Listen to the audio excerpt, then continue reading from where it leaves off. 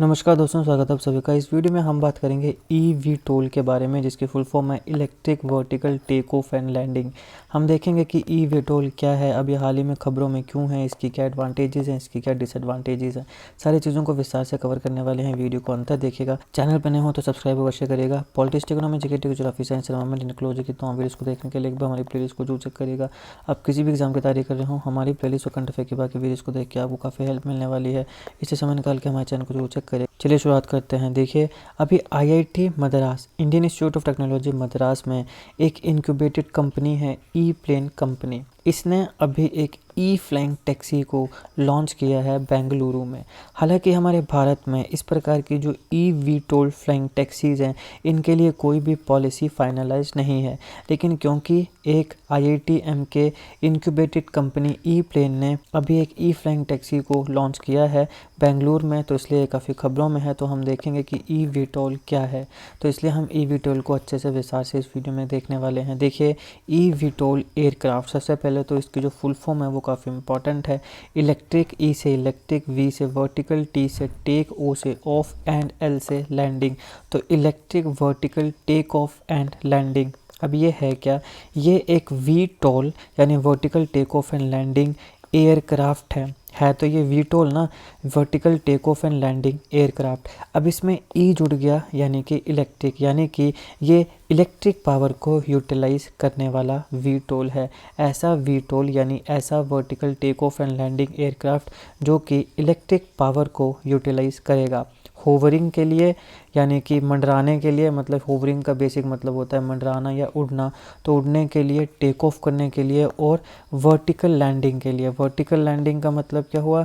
ऐसे एकदम सीधे, जैसे एरोप्लेन क्या करता है, वो इस प्रकार से लैंड करता है, इस प्रकार से लैंड करता है। लेकिन आपके पास जो वर्टिकल लैंडिंग है, इसका मतलब कि सीधे ऊपर से नीचे को ऐसे करके लैंड करेगा।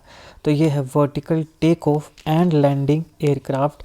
और ऐसा वी टोल या vertical take off and landing aircraft जिसमें इलेक्ट्रिक पावर का यूज़ किया जाएगा, यूटिलाइज किया जाएगा उड़ने के लिए, टेक ऑफ के लिए और वर्टिकल लैंडिंग के लिए, उसको बोलते हैं वी टोल। इस प्रकार के जो एयरक्राफ्ट होते हैं, ये सिग्निफिकेंट एडवांसमेंट बताते हैं एरोस्पेस टेक्नोलॉजी की। इसे इस प्रकार से डिज़ाइन किया गया है कि ये लो एल्टीट्यूड पे, ऐसा नहीं है कि ये बहुत ऊंचा उड़ेगा, ऊंचा नहीं उड़ता है, ये काफ़ी लो एल्टीट्यूड पे उड़ता है। अर्बन एयर मोबिलिटी के लिए इसको डिज़ाइन किया जाता है।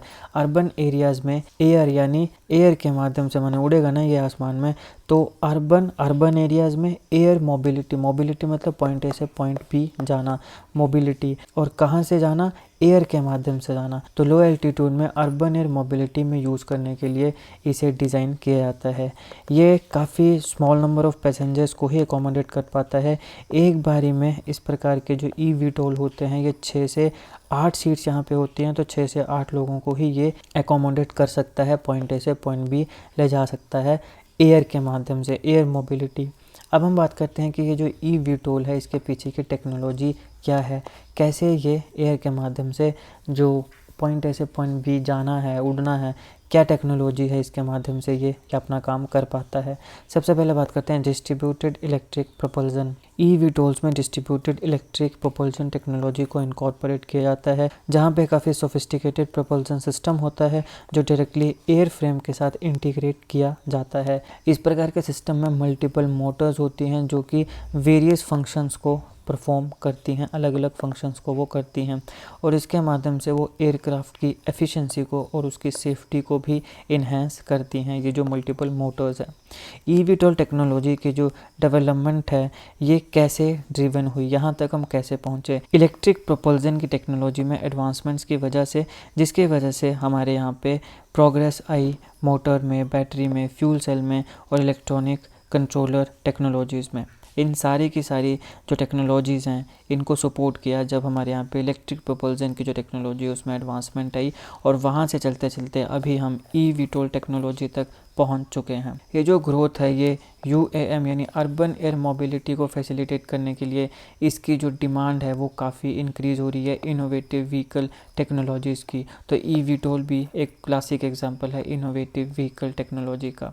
अगर हम इसके एप्लीकेशंस की बात करें तो देखिए, एयर टैक्सी, अर्बन ट्रांसपोर्टेशन के लिए, जैसे अर्बन एरियाज़ में ट्रांसपोर्ट करने के लिए, क्विक ट्रांसपोर्ट करने के लिए बसों में जाएंगे या अपने प्राइवेट व्हीकल्स में जाएंगे, जैसे कार्स में या टू व्हीलर्स में थोड़ा ज़्यादा समय लग सकता है, या कहीं पे जाम फंस गया तो और ज़्यादा समय लगेगा। एयर टैक्सीज जो है वो क्विक अर्बन ट्रांसपोर्टेशन आपको प्रोवाइड करेगी, ये इसकी एक एप्लीकेशन है। इसके साथ साथ फिर गुड्स और पैकेजेस के जो सर्विसेज हैं उनकी डिलीवरी भी काफ़ी इजी हो जाएगी। फिर रैपिड मेडिकल असिस्टेंस के लिए EMS यानी एमरजेंसी मेडिकल सर्विसेज प्रोवाइड करना भी काफ़ी इजी हो जाएगा। मान लीजिए कि किसी दूर दुर्गम इलाके में कहीं पे मेडिकल असिस्टेंस की ज़रूरत है, काफ़ी रैपिड जल्दी मेडिकल असिस्टेंस की ज़रूरत है, तो वहाँ पे अगेन बसों में जाएंगे या गाड़ी में जाएंगे, टू व्हीलर में जाएंगे, थोड़ा ज़्यादा समय लगेगा।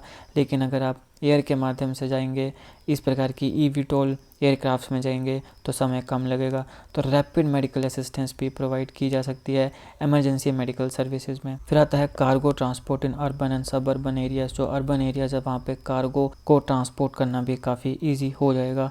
और लीजर या साइट सीइंग के लिए रिक्रिएशनल पर्पसेस भी यहाँ पे किए जा सकते हैं। जैसे मान लो नेचर में कोई सुंदर सी सीनरी है वो देखनी है तो वहाँ पर भी इसका यूज़ किया जा सकता है। अब ये तो थी इसके एप्लीकेशंस। एडवांटेजेस की बात करें तो कोस्ट इफेक्टिवनेस है। eVTOLs को हेलीकॉप्टर्स के कंपेयर में मेंटेन करना और ऑपरेट करना काफ़ी चीपर है।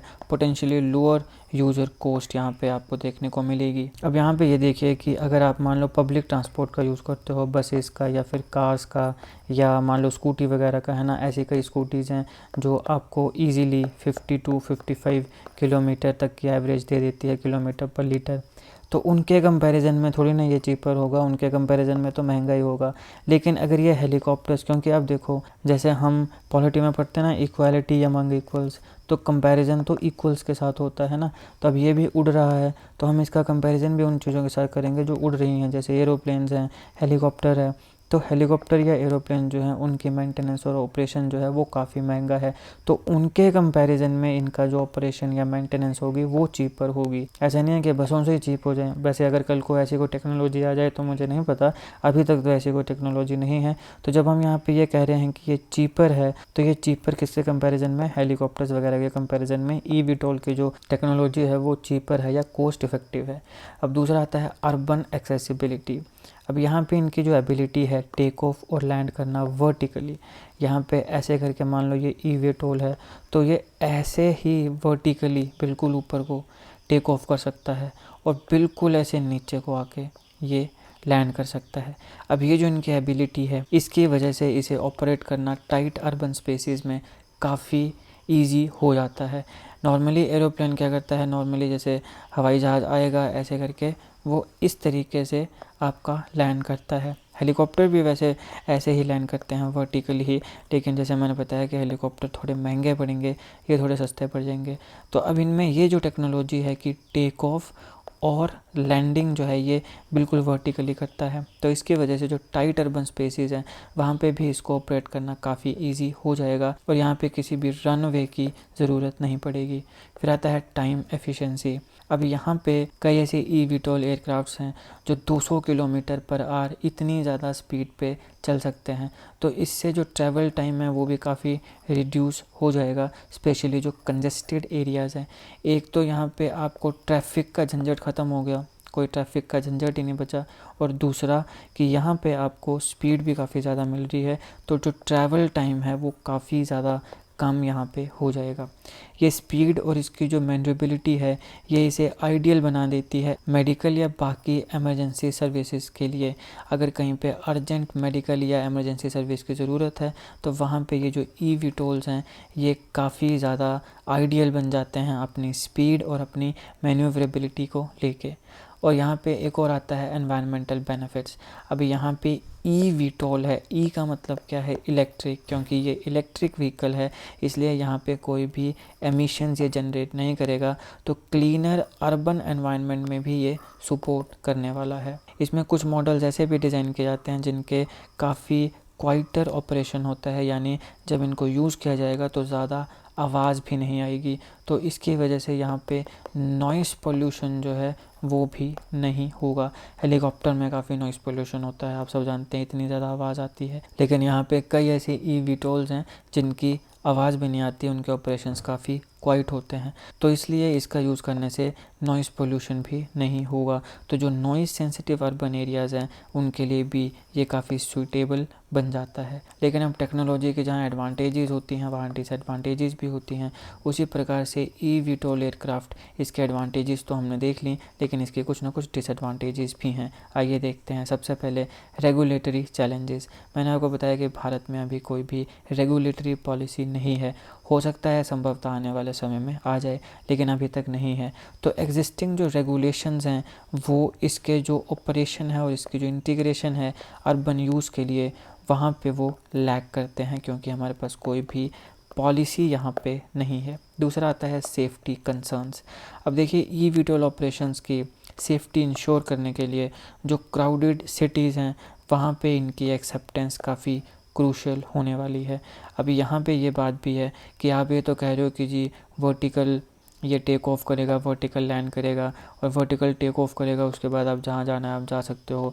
200 किलोमीटर पर आवर की स्पीड है। इसके साथ साथ और भी काफ़ी इसके एडवांटेजेस हैं। कम समय लगेगा, एनवायरनमेंट पोल्यूट नहीं होगा। मगर क्या अगर रास्ते में पता चले मोटर ही ख़राब होगी उड़ते उड़ते या कुछ और चीज़ें होगी, है ना। इस प्रकार के काफ़ी सेफ्टी कंसर्न्स होते हैं। तो अब यहाँ पे अगर ऐसा कुछ खुदा न खास्ता होता है तो यहाँ पे अगर वो नीचे गिर गया तो वहाँ पे जो लोग बैठे हैं उनकी सेफ्टी के ऊपर भी सवाल उठेंगे, और जो नीचे जिन लोगों के ऊपर गिरेगा उनकी सेफ्टी पर भी सवाल उठ सकते हैं। तो यहाँ पे सेफ्टी कंसर्न्स भी काफ़ी इम्पॉर्टेंट डिसएडवांटेज है। फिर आता है इंफ्रास्ट्रक्चर की नीड्स। अभी यहाँ पे स्पेसिफिक इंफ्रास्ट्रक्चर की ज़रूरत है, जैसे कि लैंडिंग जोन्स और चार्जिंग स्टेशंस। चार्ज भी तो करना पड़ेगा ना, इलेक्ट्रिसिटी को ये यूटिलाइज़ कर रहा है, तो यहाँ पर चार्जिंग स्टेशंस की भी ज़रूरत है, लैंडिंग जोन्स की भी ज़रूरत है। तो स्पेसिफिक इंफ्रास्ट्रक्चर की भी ज़रूरत है, यहाँ पर भी इन्वेस्टमेंट करने की आवश्यकता है। अभी तक हमारे यहाँ पे नेसेसरी जो इंफ्रास्ट्रक्चर है वो भी यहाँ पे नहीं है। फिर आता है एयर ट्रैफिक कंट्रोल। अभी यहाँ पे देखिए एरोप्लेन्स भी हैं, हेलीकॉप्टर्स भी हैं, ईवीटोल भी डाल दो, अलग अलग प्रकार की एयर टैक्सीज़ भी हैं। तो यहाँ पे करंट एयर ट्रैफिक सिस्टम जो है इसके साथ इंटीग्रेट करना भी काफ़ी इम्पॉर्टेंट है, ताकि फ़्लाइट पाथ्स को अच्छे से मैनेज किया जा सके और यहाँ पे कोई भी कोलिजन ना हो। कोलिजन होगी तो फिर काफ़ी ज़्यादा डेंजर, काफ़ी ज़्यादा खतरा हो सकता है, बहुत बड़ी अनहोनी भी हो सकती है। तो इसलिए फ़्लाइट पाथ्स को मैनेज करना बहुत ज़रूरी है। तो जो करंट एयर ट्रैफिक सिस्टम है उसके साथ इसके इंटीग्रेशन होना काफ़ी नेसेसरी है, ताकि कोलिजन को अवॉइड किया जा सके। फिर आता है लिमिटेड रेंज एंड कैपेसिटी। ज़्यादातर जो ईवीटोल्स हैं ये सिर्फ शॉर्ट ट्रिप्स के लिए और स्मॉल ग्रुप्स के लिए बने हैं। मैंने आपको क्या बताया कि 6 से 7, 6 से 8 डिपेंड करता है अलग अलग ईवीटोल्स के ऊपर, लेकिन मैक्सिमम इतने ही लोग एक बारी में जा सकते हैं। तो स्मॉल ग्रुप्स हैं और ये इलेक्ट्रिक व्हीकल है, कोई ज़्यादा तो चल नहीं सकता, थोड़ा ही चल सकता है, शॉर्ट ट्रिप्स में ही चल सकता है। तो ज़्यादातर ईवीटोल्स इसीलिए बनाए जाते हैं कि ये शॉर्ट ट्रिप्स के लिए और स्मॉल ग्रुप्स के लिए ही यूज़ किए जा सकते हैं। तो इनकी जो ब्रॉडर एप्लीकेशंस हैं वो लिमिट हो जाती हैं।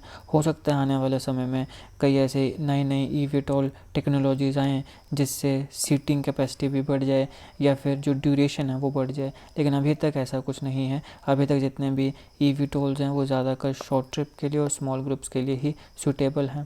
फिर आता है पब्लिक एक्सेप्टेंस। ये काफ़ी इम्पॉर्टेंट है। अब पब्लिक के अंदर भी इन चीज़ों को लेके काफ़ी स्केप्टिसिज्म है, सेफ्टी को लेके, प्रिवेसी को लेके, एस्थेटिक इम्पैक्ट्स को लेके। तो इसकी जो वाइड स्प्रेड एडॉप्शन है उसके लिए एसेंशियल है कि पब्लिक इसको एक्सेप्ट करे, पब्लिक में जो स्केप्टिसिज्म है उसको ओवरकम किया जाए। अब यहाँ पे हमने बात करी ईवीटोल की, तो ईवीटोल जैसे और भी कुछ चीज़ें खबरों में थी, जैसे कि एयर टैक्सी। दुबई ने एक एयर टैक्सी सर्विस की शुरुआत करी थी कुछ टाइम पहले। ये अपने आप में पूरी दुनिया में फर्स्ट ऑफ इट्स काइंड है। इसको मैंने अच्छे से अलग वीडियो में कवर किया है, ज़रूर देखिएगा, लिंक डिस्क्रिप्शन में दे दूँगा। हमारे भारत की भी फर्स्ट एयर टैक्सी की शुरुआत हुई थी, इसे मैंने अच्छे से अलग वीडियो में कवर किया है, ज़रूर देखिएगा, लिंक डिस्क्रिप्शन में दे दूँगा। अब हमारे भारत में एक पोड टैक्सी प्रोजेक्ट की भी शुरुआत हुई है। तो इस लेक्चर में मैंने आपको बताया है पोड टैक्सी क्या होती है, इसकी क्या खासियत है, इसको भी जरूर देखेगा, लिंक मैं डिस्क्रिप्शन में दे दूँगा। ये था इस लेक्चर का एनालिसिस। जिन वीडियोज़ के बारे में मैंने आपको बताया उन सबके लिंक डिस्क्रिप्शन में मिल जाएंगे, एक बार जरूर चेक करिएगा। वीडियो अगर अच्छी लगी हो तो लाइक करेगा, शेयर करेगा। Politics, economy, GK, geography, science, environment, technology की तमाम वीडियोज़ को देखने के लिए हमारी प्लेलिस्ट को जरूर चेक करिएगा। आप किसी भी एग्जाम की तैयारी कर रहे हो, हमारी प्लेलिस्ट करंट अफेयर के बाकी वीडियोज़ को देख के आपको काफ़ी हेल्प मिलने वाली है, इसलिए समय निकाल के हमारे चैनल को जरूर चेक करिएगा। GK current affair, GK techs ऐसी वीडियोज़ के लिए हमारे चैनल को सब्सक्राइब करिएगा, बेल आइकन को जरूर दबा दीजिएगा ताकि किसी वीडियो की नोटिफिकेशन आपसे मिस ना हो। आपका बहुत बहुत धन्यवाद।